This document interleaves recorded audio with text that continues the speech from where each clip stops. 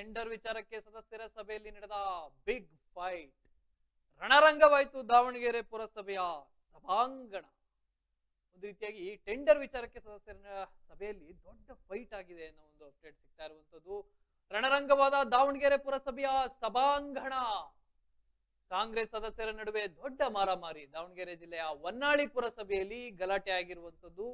ಒಂದು ಟೆಂಡರ್ ವಿಚಾರಕ್ಕೆ ಈ ಒಂದು ಪ್ರಕ್ರಿಯೆ ನಡೆದಿರುವಂತದ್ದು. ಅಧ್ಯಕ್ಷರು ಮತ್ತು ಸ್ಥಾಯಿ ಸಮಿತಿ ಸದಸ್ಯರ ನಡುವೆ ಹೊಡೆದಾಟ ಆಗೋಗಿದೆ. ಅಧ್ಯಕ್ಷರು ಮತ್ತೆ ಸ್ಥಾಯಿ ಸಮಿತಿಯ ನಡುವೆ ದೊಡ್ಡ ಹೊಡೆದಾಟ ನಡೆದಿದೆ. ಹೊಸಕೆರೆ ಸುರೇಶ್ ಹಾಗೂ ಫಾಡ್ಜಿಲಾ ಸುರೇಶ್ ಮೇಲೆ ಒಂದು ರೀತಿಯಾದಂತಹ ಹಲ್ಲೆ ಆಗಿರುವಂತದ್ದು. ಸ್ಥಾಯಿ ಸಮಿತಿ ಆಯ್ಕೆ ವಿಚಾರದಲ್ಲಿಯೂ ಮನಸ್ತಾಪವಾಗಿತ್ತು. ಈ ಹಿಂದೆ ಟೆಂಡರ್ ವಿಚಾರದಲ್ಲಿಯೂ ಗಲಾಟೆ ನಡೆದು ಕಪಾಳ ಮೋಕ್ಷವನ್ನೇ ಮಾಡಿರುವಂತದ್ದು. ಟೆಂಡರ್ ವಿಚಾರಕ್ಕೆ ಪುರಸಭೆ ಕಾಂಗ್ರೆಸ್ ಸದಸ್ಯರ ನಡುವೆ ಮಾರಾಮಾರಿ ಆಗಿರುವಂತದ್ದು. ಈ ಒಂದು ಪ್ರಕರಣ ನಿಜವಾಗ್ಲೂ ತಲೆ ತಗ್ಗಿಸುವಂತಹ ಪ್ರಕರಣ. ಟೆಂಡರ್ ವಿಚಾರಕ್ಕೆ ಸದಸ್ಯರ ಸಭೆಯಲ್ಲಿ ದೊಡ್ಡ ಮಟ್ಟದ ಫೈಟ್ ಆಗಿದೆ.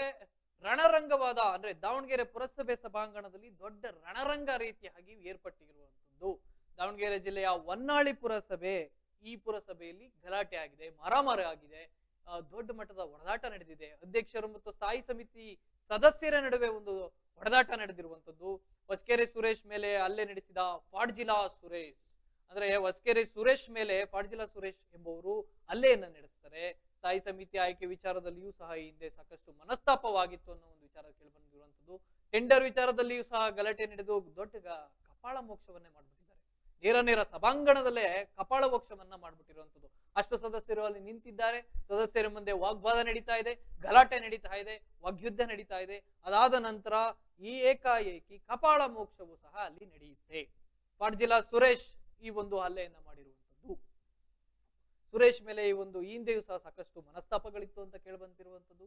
ದಾವಣಗೆರೆ ಜಿಲ್ಲೆಯ ಹೊನ್ನಾಳಿ ಪುರಸಭೆಯಲ್ಲಿ ಅಕ್ಷರ ಸಹ ರಣರಂಗ ಆಗಿರುವಂತದ್ದು. ನೋಡಿ, ಅಲ್ಲಿ ನೂಕು ನುಗ್ಗಲು ನಡೀತಾ ಇದೆ, ಹೊಡೆದಾಟ ನಡೆಸ್ತಾ ಇದ್ದಾರೆ, ಒಬ್ಬರನ್ನೊಬ್ಬರು ತಳ್ಳಾಡಿಕೊಂಡು ಒಂದು ರೀತಿಯಾಗಿ ದೊಡ್ಡ ಗಲಭೆಯನ್ನು ಸೃಷ್ಟಿ ಮಾಡಿದ್ದಾರೆ ಪುರಸಭೆಯ ಒಳಗೆ. ಅಲ್ಲಿರುವಂತಹ ಅಧಿಕಾರಿಗಳು ಮೂಕವಿಸ್ಮೃತರಾಗಿದ್ದಾರೆ, ಅಲ್ಲಿರುವಂತಹ ಸಿಬ್ಬಂದಿ ಸೈಲೆಂಟ್ ಆಗಿದ್ದಾರೆ. ಇವರಿಬ್ಬರ ಜಗಳದಕ್ಕೆ ನಿಜವಾಗ್ಲೂ ಯಾರು ಸಹ ಇವ್ರನ್ನ ಸಂಧಾನ ಮಾಡುವಂತ ಕೆಲಸವನ್ನ ಅಲ್ಲಿ ಮಾಡಕ್ಕಾಗಿಲ್ಲ. ಆ ಮನಸ್ತಾಪಗಳು ಪುರಸಭೆಯಲ್ಲಿ ಸ್ಫೋಟಗೊಂಡಿವೆ. ಈ ಮನಸ್ತಾಪಗಳು ಏನಿತ್ತು ಟೆಂಡರ್ ವಿಚಾರಕ್ಕಾಗಿರ್ಬೋದು, ಮತ್ತೆ ಸ್ಥಾಯಿ ಸಮಿತಿ ಅಧ್ಯಕ್ಷರ ಸ್ಥಾಯಿ ಸಮಿತಿ ವಿಚಾರಕ್ಕಾಗಿರ್ಬೋದು, ಒಂದು ರೀತಿಯಾಗಿ ದೊಡ್ಡ ಹೊಡೆದಾಟ ನಡೆದೋಗಿರುವಂತದ್ದು. ಹೊನ್ನಾಳಿ ಕುರಿ ಸಂತೆ ಮಾರ್ಕೆಟ್ ಟೆಂಡರ್ ಸೇರಿದಂತೆ ಅಂದ್ರೆ ಹೊನ್ನಾಳಿಯಲ್ಲಿರುವಂತಹ ಕುರಿ ಸಂತೆ ಏನಿದೆ, ಕುರಿ ಮಾರ್ಕೆಟ್, ಅಲ್ಲಿ ದಲಾಳಿಗಳು ಮಾರ್ತಾ ಇರ್ತಾರಲ್ಲ, ಆ ಒಂದು ಸಂತೆಗೆ ಸಂಬಂಧಪಟ್ಟಂತೆ ಆ ಟೆಂಡರ್ ನನಗ್ ಬೇಕು ಅನ್ನೋ ಒಂದು ಪ್ರಕರಣಕ್ಕೆ ಸಂಬಂಧಪಟ್ಟಂತೆ ದೊಡ್ಡ ಹೊಡೆದಾಟ ನಡೆದೋಗಿರೋದಲ್ಲಿ ಈ ಹಿಂದೆನೂ ಸಹ ಅವ್ರ ಮೇಲೆ ಮನಸ್ತಾಪಗಳು ಇದ್ದೇ ಇತ್ತು. ಅಲ್ಲಿ ಸಹ ಸಾಕಷ್ಟು ಹೆಣ್ಮಕ್ಳಿದ್ದಾರೆ, ಅಂದ್ರೆ ಅಧಿಕಾರಿಗಳಿದ್ದಾರೆ. ಮತ್ತೆ ಅವರು ನಿಜವಲ್ಲೂ ಸಹ ಒಂದ್ ರೀತಿಯಾಗಿ ಅಕ್ಷರಶಃ ಸ್ತಬ್ಧರಾಗ್ಬಿಟ್ಟಿರ್ತಾರೆ, ಮೂಕ ವಿಸ್ಮೃತರಾಗಿರ್ತಾರೆ. ಇವರಿಬ್ರು ಗಲಾಟೆ ನೋಡಿ, ಒಂದ್ ಟೆಂಡರ್ ವಿಚಾರಕ್ಕೆ ಈ ಮಟ್ಟದ ಒಂದು ಗಲಾಟೆ ಬೇಕಿತ್ತಾ? ನಿಜವಲ್ಲೂ ಪ್ರಶ್ನೆ ಆಗ್ತದೆ. ಹೊನ್ನಾಳಿ ಕುರಿ ಸಂತೆ ಮಾರ್ಕೆಟ್ ಟೆಂಡರ್ ಸೇರಿದಂತೆ ಹಲವು ಟೆಂಡರ್ಗಳ ವಿಚಾರ ಪ್ರಸ್ತಾಪಿಸಿದ್ದಂತೆ ಹೊಡೆದಾಟ ನಡೆದೋಗಿದೆ.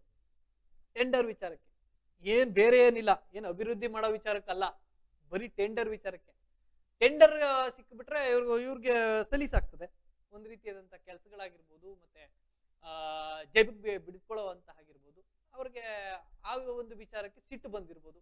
ಅಯ್ಯಯ್ಯೋ, ನನಗೆ ಟೆಂಡರ್ ಮಿಸ್ ಆಗೋಯ್ತಲ್ಲ ಅನ್ನೋ ಒಂದು ಕಾರಣಕ್ಕೆ. ಜೊತೆಗೆ ಇಲ್ಲಿ ಪುರಸಭೆ ಕಾಂಗ್ರೆಸ್ ಸದಸ್ಯರ ನಡುವೆ ಮಾರಾಮಾರಿ ನಡೆದಿದೆ. ಇಲ್ಲಿ ಅವ್ರ ಒಬ್ಬರೇ ಅಲ್ಲ, ಅವ್ರವ್ರ ಬೆಂಬಲಿಗರ ಜೊತೆಗೆ ಇಲ್ಲಿ ಹೊಡೆದಾಟ ನಡೆದೋಗಿರುವಂತದ್ದು. ಕಾಂಗ್ರೆಸ್ ಸದಸ್ಯರು ಪರಸ್ಪರ ಬಡಿದಾಡ್ಕೊಂಡಿದ್ದಾರೆ ಅನ್ನೋ ಮಾಹಿತಿ ಸಹ ಈಗ ಸಿಕ್ಕಿರುವಂತದ್ದು. ನಾವು ದೃಶ್ಯಗಳಲ್ಲಿ ನೋಡ್ತಾ ಇದ್ದೀವಿ ಯಾವ ರೀತಿಯಾದಂತಹ ಗಲಾಟೆ ನಡೀತಾ ಇದೆ. ಅಲ್ಲಿ ಉಭಯ ಸದಸ್ಯರುಗಳ ನಡುವೆ ಒಂದು ರೀತಿಯಾದಂತಹ ಹೊಡೆದಾಟ, ಬಡಿದಾಟ, ಚೀರಾಟ, ಗದ್ದಲ, ಗಲಾಟೆ ಎಲ್ಲವನ್ನು ಪುರಸಭೆಯಲ್ಲಿ ಎಬ್ಬಿಸ್ಬಿಟ್ಟಿದ್ದಾರೆ ಒಟ್ಟಿಗೆ. ಒಮ್ಮೆಲೆ ಸಹ ಟೆಂಡರ್ ವಿಚಾರಕ್ಕೆ ಎಲ್ಲಾ ಗಲಾಟೆಯನ್ನು ಎಬ್ಬಿಸಿ, ಈ ಹಿಂದೆಯೂ ಸಹ ಸ್ಥಾಯಿ ಸಮಿತಿ ಆಯ್ಕೆ ವಿಚಾರದಲ್ಲಿ ಇಬ್ಬರಿಗೂ ದೊಡ್ಡ ಮನಸ್ತಾಪ ಇತ್ತಂತೆ. ಈಗ ಟೆಂಡರ್ ವಿಚಾರದಲ್ಲಿ ಸಹ ವಾಗ್ವಾದವನ್ನ ಮಾಡಿ ಕೊನೆಗೂ ಕಪಾಳ ಮೋಕ್ಷ ಮಾಡ್ಬಿಟ್ಟಿದ್ದಾರೆ. ಕಾಂಗ್ರೆಸ್ ಸದಸ್ಯರ ಮಾರಾಮಾರಿ ನಿಜವಾಗ್ಲೂ ಈಗ ಸುದ್ದಿ ಆಗ್ತಾ ಇದೆ, ದೊಡ್ಡ ಮಟ್ಟದಲ್ಲಿ ಚರ್ಚೆ ಆಗ್ತಾ ಇದೆ. ದಾವಣಗೆರೆಯ ಪುರಸಭೆ ಏನು ಹೊನ್ನಾಳಿ ಪುರಸಭೆ, ಹೊನ್ನಾಳಿ ಕ್ಷೇತ್ರ ಮಾಜಿ ಸಚಿವರಾಗಿರುವಂತಹ ರೇಣುಕಾಚಾರ್ಯ ಪ್ರತಿನಿಧಿಸುವಂತಹ ಕ್ಷೇತ್ರ. ಆ ಕ್ಷೇತ್ರದಲ್ಲಿ ಪುರಸಭೆಯ ಒಂದು ರೀತಿಯಾದಂತಹ ಗಲಾಟೆ ತಾರಕಕ್ಕೇರಿದೆ. ಈಗ ಅಧಿಕಾರದಲ್ಲಿ ಇಲ್ಲದೆ ಇರ್ಬೋದು ರೇಣುಕಾಚಾರ್ಯ ಅವರು, ಆದ್ರೆ ಹಿಡಿತ ನಿಂತು ಇದ್ದೇ ಇರ್ತದೆ. ದಾವಣಗೆರೆಯ ಈ ಒಂದು ಹೊನ್ನಾಳಿ ಕ್ಷೇತ್ರದ ಪುರಸಭೆಯಲ್ಲಿ ನಿಜವಾಗ್ಲೂ ಒಂದು ದೊಡ್ಡ ನಡಿಬಾರದಂತಹ ಗಲಾಟೆ ಇದು. ಯಾಕಂದ್ರೆ ಅಲ್ಲಿಗೆ ಯಾವುದೋ ಒಂದು ಕಾರ್ಯಕ್ರಮ ನಡೀತಾ ಇದೆ, ಆ ಆ ಕಾರ್ಯಕ್ರಮಕ್ಕೆ ಇವ್ರು ಕೂತ್ಕೊಂಡಿದ್ದಾರೆ. ಕಾರ್ಯಕ್ರಮದ ನಡುವೆ ಬೆಂಕಿ ಎತ್ಕೊಳ್ಳುತ್ತೆ. ಯಾವ ವಿಚಾರಕ್ಕೆ? ಟೆಂಡರ್ ವಿಚಾರಕ್ಕೆ. ಬೇರೆ ಇನ್ನೆಂತಕ್ಕಲ್ಲ, ಅಭಿವೃದ್ಧಿ ಮಾಡ್ಲಿಕ್ಕಲ್ಲ. ಅಲ್ಲಿ ಯಾವುದೇ ರೀತಿಯಾದಂತಹ ಹಳ್ಳಿಗಳಿಗೆ ಅಭಿವೃದ್ಧಿ ಅಥವಾ ಅನುದಾನ ತರೋ ವಿಚಾರ ಗಲಾಟೆ ಆಗ್ತಾ ಇಲ್ಲ. ಅಲ್ಲಿ ಕೇವಲ ಟೆಂಡರ್ ವಿಚಾರ ಗಲಾಟೆ ಆಗ್ತಾ ಇರುವಂತದ್ದು. ಚರ್ಚೆ ನಡುವೆ ಪರಸ್ಪರ ನಿಂದನೆ ಆಗ್ತದೆ, ವಾಗ್ದಾಳಿ ಆಗ್ತದೆ, ವಾಗ್ಯುದ್ಧ ಆಗ್ತದೆ. ಅದಾದ ನಂತರ ರೊಚ್ಚಿಗೆದ್ದಂತಹ ಪಾಡ್ಜಿಲ್ಲಾ ಸುರೇಶ್ ನೇರವಾಗಿ ಸುರೇಶ್ ಮೇಲೆ ಹಲ್ಲೆಯನ್ನ ಮಾಡಿ ಅವ್ರಿಗೆ ಕಪಾಳ ಮೋಕ್ಷವನ್ನ ಮಾಡ್ತಾರೆ. ಈ ಒಂದು ಪ್ರಕರಣ ಈಗಾಗಲೇ ಅಲ್ಲಿ ನಾವು ನೋಡ್ತಾ ಇದೀವಿ ದೃಶ್ಯಾವಳಿಯಲ್ಲಿ. ತಳ್ಳಾಟ, ನೂಕಾಟ ಪ್ರತಿಯೊಂದು ಸಹ ನಡೀತಾ ಇದೆ. ಈ ಪುರಸಭೆಯಲ್ಲಿ ಯಾವ ರೀತಿಯಾದಂತಹ ಘಟನೆಗಳು ಆಗಬಾರ್ದಾಗಿತ್ತೋ ಅದು ಈಗ ಆಗೋಗಿದೆ. ಇದಕ್ಕೆ ಸಂಬಂಧಪಟ್ಟಂತೆ ಅಧಿಕಾರಿಗಳು ಕ್ರಮವನ್ನು ಕೈಗೊಳ್ಳಬೇಕು.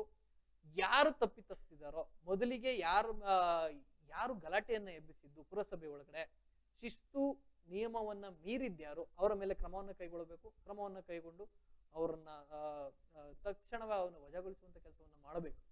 ಟೆಂಡರ್ಗಳ ವಿಚಾರಕ್ಕೆ ಇಷ್ಟು ದೊಡ್ಡ ಮಟ್ಟದ ಗಲಾಟೆ ಮಾಡ್ತಾರೆ ಅಂದ್ರೆ ಇನ್ನು ಜನರ ಅಭಿವೃದ್ಧಿ ಏನ್ ನಿರೀಕ್ಷೆ ಮಾಡ್ಲಿಕ್ಕೆ ಆಗ್ತದೆ ಇವರಿಂದ?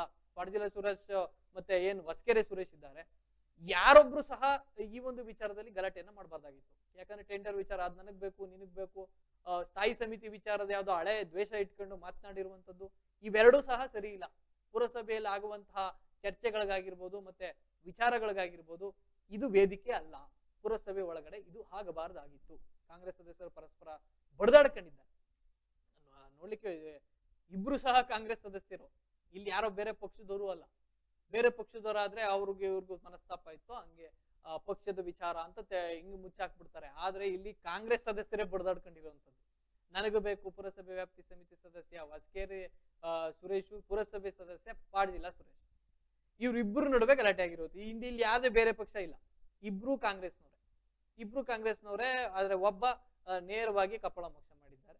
ಇದಕ್ಕೆ ಸಂಬಂಧಪಟ್ಟಂತೆ ವಿಜುವಲ್ಸ್ಗಳು ನಾವು ಪ್ಲೇ ಮಾಡ್ತಾ ಇದ್ದೀವಿ. ಇವ್ರ ಮೇಲೆ ಅಧಿಕಾರಿಗಳು ಮತ್ತೆ ಏನಿದೆ ಸಂಬಂಧಪಟ್ಟ ಅಧಿಕಾರಿಗಳು ಅವ್ರ ಮೇಲೆ ಕ್ರಮವನ್ನ ಕೈಗೊಳ್ಳಬೇಕು. ಪುರಸಭೆಯಲ್ಲಿ ನಡೆದಿರುವಂತ ವಿಚಾರವನ್ನು ಏನು ತಕ್ಷಣ ಎಲ್ಲ ಸಹ ವಿಡಿಯೋಗಳನ್ನ ಮಾಡ್ತಾ ಇದ್ದಾರೆ. ಆ ವಿಚಾರವನ್ನ ಆಧರಿಸಿ ಯಾರು ಮೊದಲಿಗೆ ಗಲಾಟೆಯನ್ನ ಎಬ್ಬಿಸಿದ್ರು ಅವರ ಮೇಲೆ ಕ್ರಮವನ್ನು ಕೈಗೊಳ್ಳಬೇಕು. ಜೊತೆಗೆ ಇಬ್ಬರ ಮೇಲೂ ಸಹ ಶಿಸ್ತು ಕ್ರಮವನ್ನ ಕೈಗೊಳ್ಳಬೇಕು.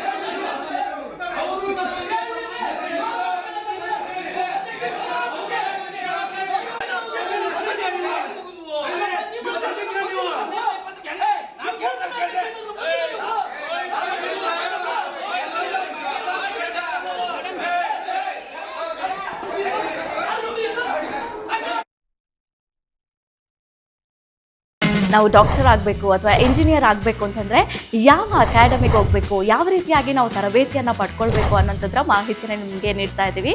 ನಮ್ಮ ಸಂಸ್ಥೆ ಎಕ್ಸೆಲ್ ಅಕಾಡೆಮಿಕ್ ಸಂಸ್ಥೆ 15 ವರ್ಷದಿಂದ ನೀಟ್ ಮತ್ತು CET JEE ಕೋಚಿಂಗ್ ಕೊಡ್ತಾ ಬರ್ತೀವಿ. ನಂಬರ್ 1 ಫ್ಯಾಕಲ್ಟೀಸಿಂದ ನಾವು ಟೀಚ್ ಮಾಡಿಸ್ತೀವಿ. ಅಂದರೆ ಇಂಡಿಯಾದ ನಂಬರ್ 1 ಫ್ಯಾಕಲ್ಟೀಸ್. ನಾವು ನೀಟ್ ಕ್ರ್ಯಾಶ್ ಕೋರ್ಸ್ನ ಕೊಡ್ತೀವಿ ಮತ್ತು CET ಕ್ರ್ಯಾಶ್ ಕೋರ್ಸ್ನ ಕೊಡ್ತೀವಿ. ಕ್ರ್ಯಾಶ್ ಕೋರ್ಸ್ನ ಸೆಕೆಂಡ್ PUC ಸೈನ್ಸ್ ಯಾರು ಓದ್ತಾ ಇದ್ದಾರೆ ಅಂಥ ಮಕ್ಕಳಿಗೆ ನಾವು ಕೊಡ್ತೀವಿ. ಸೆಕೆಂಡ್ PUC ಕಂಪ್ಲೀಟ್ ಆಗಿರೋ ಮಕ್ಕಳಿಗೂ ಕೂಡ ನಾವು ಈ ಕ್ರ್ಯಾಶ್ ಕೋರ್ಸ್ನ ಕೊಡ್ತೀವಿ. ಪ್ರತಿದಿನವೂ ಕೂಡ ನಾವು ಡೈಲಿ ಟೆಸ್ಟ್ ಕಂಡಕ್ಟ್ ಮಾಡ್ತೀವಿ. ಅದು ಇವತ್ತೇನು ಪಾಠ ಆಗಿದೆಯೋ ನಾಳೆ ಡೈಲಿ ಟೆಸ್ಟ್ ಕೊಡ್ತೀವಿ. ನಮ್ಮ ಎಕ್ಸೆಲ್ ಅಕಾಡೆಮಿಲಿ ಒಂದು ವಿಶೇಷತೆ ಏನಂದರೆ ಒಂದೇ ಕಡೆ ಹಾಸ್ಟೆಲ್, ಒಂದೇ ಕಡೆ ಕೋಚಿಂಗ್. ಮಕ್ಕಳು ಒಂದ್ಸತಿ ಕ್ಯಾಂಪಸ್ಗೆ ಎಂಟ್ರಿ ಆದರೆ ಅವ್ರ ಕೋರ್ಸ್ ಮುಗಿಸ್ಕೊಂಡೇ ಆಚೆ ಹೋಗಬೇಕು. ಆ ಥರ ವ್ಯವಸ್ಥೆ ಮಾಡಿರ್ತೀವಿ. ತೆಲಂಗಾಣ, ಆಂಧ್ರ, ಡೆಲ್ಲಿ ಆ ಕಡೆಯಿಂದ ಕರೆಸಿ ನಾವು ಫ್ಯಾಕಲ್ಟೀಸ್ನ ನಂಬರ್ 1 ಫ್ಯಾಕಲ್ಟೀಸ್ನ ಟೀಚ್ ಮಾಡಿಸ್ತೀವಿ. ಎಕ್ಸಾಮ್ಗೆ ಹೋಗೋಕ್ಕಿಂತ ಮುಂಚೆ ಮಾದರಿ ಎಕ್ಸಾಮ್ನ ಒಂದು 15-20 ಎಕ್ಸಾಮ್ ಕೊಡ್ತೀವಿ ನಾವು.